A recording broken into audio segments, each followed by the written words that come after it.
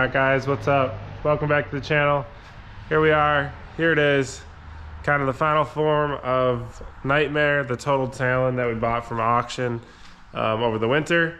Rebuilt it here on the channel. If you guys didn't catch any of those videos, go check them out. There's a whole series on rebuilding this thing. Whole front frame was kind of wrecked. Not kind of wrecked. The whole front frame was mangled, destroyed. I actually got the piece of it that we cut out hanging on the wall here as like memorabilia kind of thing. And as you can see there, mutilated junk. So anyways, final form, here she sits. A huge shout out to RZR Sharp Customs out of Sparta, Kentucky. They're the ones that built the cage, bumpers, knocked this thing out of the park. The Talon's one of those rigs that it's, I'd say, somewhat hard to make it look, you know, super gnarly like a rock bouncer, because you got to still have headroom and you do sit higher up in the Talon versus the X3, as you can see over there. So those ones are, you can make those ones look gnarly, which by the way, Justin from RZR Sharp also built the cage on this thing.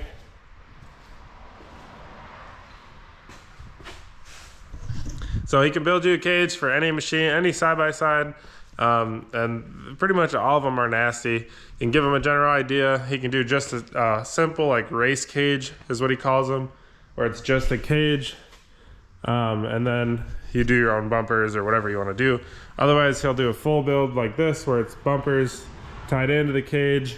Basically, anything you want, he can do it, and any machine he'll do it for also. So that's super cool. And honestly, I shopped around a lot. He's probably the most affordable cage builder that you can bring your rig to, just drop it off. It'll have a cage built like this, be powder coated, all in one stop, be safe, look good, strong, cheap, affordable. I mean, it don't get much better than that. So I know I can say that they're strong because I've rolled this thing at least, shoot, I don't even know, probably upwards to about 20 times. And as much as I hate to admit that, that's the truth. And the thing is still straight. It's got some dents in the tubes, which is inevitable. But as far as any bends or cracked welds or anything like that, I mean, I've gone over it. None of the welds are cracked. And this thing has taken some licks. So super impressive in my book. Josh's rig, same thing. That thing's been rolled a bunch of times as well. And that's a Turbo S razor. Billy's rig is a Turbo S razor. They've all been rolled. And I do want to say though, nothing is bomb-proof, unbreakable. So there still can be that one weird roll where your tube will hit a rock perfectly and just bend the tube over the rock. But for the most part, they're stout. They're going to keep you safe, which is the number one job. If it's still straight afterwards too, I mean, that's just a huge bonus in my opinion. But anyways guys, I want to go over this thing with you quick, give you some couple different angles, and kind of explain why we chose what we did. Wanted to do a full build on this thing. The front bumper will start off here, came out the side of the front hood, gives protection and a rollover. If you roll, it's hopes that these two pieces will hit the ground, not your front, I don't know, hood, fascia, whatever you want to call it. That's the theory there. The winch is going to be mounted here. I haven't got a chance to mount that up in there yet, but the higher you mount your winch, the better approach angle you have down low. So the way we ride, we hit some ledges and we got to hit them with momentum. So if you mount your winch down here, that means these tubes got to come out and then go up. Whereas if you mount the winch up there, you can have the tube kind of just stay somewhat tight and go up that way. And plus, I do believe they make kits where you can mount the winch back in there, but in our experience, we get ourselves into some sketchy situations quite often where it's like, hey, grab the winch, hook me up, you know?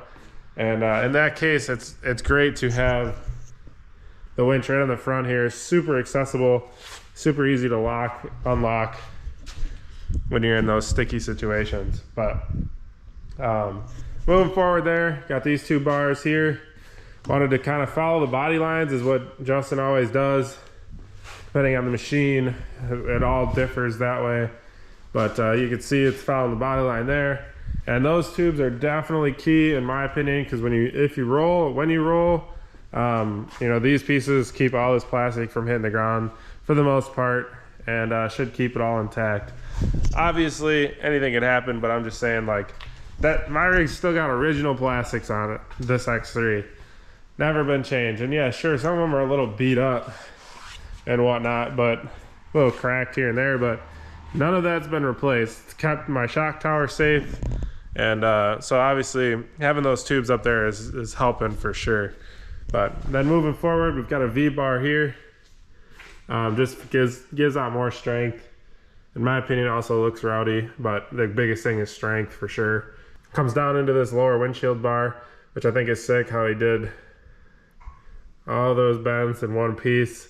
Kind of gives it like an extra flair to the rig. Just a good style, but got some gussets thrown in here just for a little added strength. Got those on the back here too, as you can see. But then from the V-bar, it flows up and it hits a big node here, runs this tube that way, that tube, and then one down the middle. And as you can see, this tube goes right here. Gives you good side load, so if you roll to a side and hit on the ground or hit a tree or something up there, it should brace it back that way. It should stop you from rolling. But also, he keeps this tube forward enough to where it gives you optimal headroom, so you don't want a tube where your head could hit. And that's kind of a general practice he likes to go by. But other than that, he brought this bar down here, which I think adds like a really cool flair to it. So these roof panels like roll down. I think it looks really good. And then in the back, just kind of a bed delete style looking cage from like the RZR world. That's what everybody calls them, but the Talon already kind of is like this basically. So just flowed the back into the bumper in the back here. Got another little bumper here, and it ties down into there. So yeah, I mean, keeping the bumpers tied in obviously should protect the plastics and everything in the event of a rollover is the theory. So I'm super happy with it. I'll talk about color for a second. I chose white, just a simple base white, because I think it pops hard in videos and stuff. It's a good contrast to like the trees and everything, which I know is something that normal people don't think about, but I do, being that I make videos. But also the biggest thing is, basically bottom line is, it's gonna get touched up. It's gonna get used, it's gonna get abused. Like I said, I've rolled the X3 a bunch of times, and I've learned from that one that the lime green was kind of a hard powder coat to match with spray paint, because I'm not going to get it repowdered. It's just the way it is. So he does, however, do powder coating in-house, and he can do any color you want and super custom colors. He's done some rowdy stuff, so check them out. RZR Sharp Customs on Instagram and Facebook. And if you guys are looking to get a cage built for your rig, no matter what rig you're running, I think he's a great option. I will say he's got a decent lead time, and he's running a small crew that runs the place. So definitely keep that in mind if you're looking to get a cage built. Plan for at least a month out. So if you guys are interested, hit him out early. Try and get your name on a schedule. That'll help for sure. Other than that, yeah, that's basically the gist of it. I'll give you some shots inside, kind of show you guys what it looks like from the driver's seat. I think it looks rowdy. So this is what you would see as the driver. Pretty cool. Plenty of headroom for me, as you can kind of see there. I've got like a whole hand width here, which was key. We wanted headroom because we were definitely going to roll. And as bad as that sounds, it's the truth.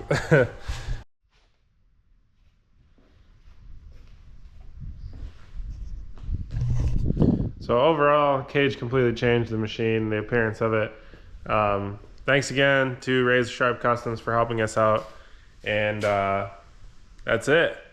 You can see a couple beauty marks on this thing already, and that's because this thing was just on a trip to Black Mountain over Memorial Day weekend, and got the tar beat out of it, we'll say, to put it lightly. So just want to get this video thrown in before that series as I work on editing those videos. So I wanted to throw this one up there for you guys. Give you guys a walk around of the Talon in its current state. It's also on Zilla's. which I didn't mention. So yeah, 32-inch sticky Zillas. Still has a non-functioning i4-wheel drive. It's got an i4-wheel drive light on it. Didn't have time to troubleshoot it before we went to Black Mountain, so I just ran with it the way it was there. Beat the absolute doors off this thing. I think it'll make good, should have made good content. I had a ball in it. Excited to see what this thing can do with maybe a working i4-wheel drive system is the route I think we're gonna go. Not too sure.